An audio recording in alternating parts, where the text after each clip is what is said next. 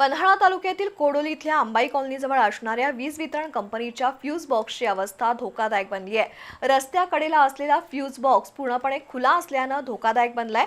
त्यामुळे महावितरणनं लक्ष देऊन नागरिकांच्या सुरक्षेच्या दृष्टीनं उपाययोजना करावी अशी मागणी नागरिक करतायत।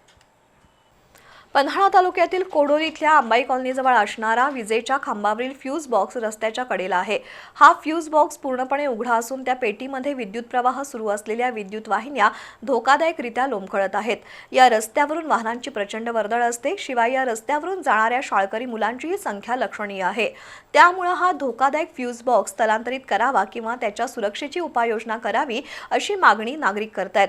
तसंच कुमार विद्या मंदिरजवळ विजेच्या खांबाला अतिक्रमणधारकांनी अक्षरशः विळखा घालून तो विजेचा खांब रस्त्याकडेच्या खोक्यामध्ये बसवलाय। त्यामुळे या परिसरात वीज प्रवाह उतरून अपघात होण्याची शक्यता आहे। त्यामुळे महावितरणनं लक्ष देऊन उपाययोजना कराव्यात अशी मागणी नागरिक करतायत।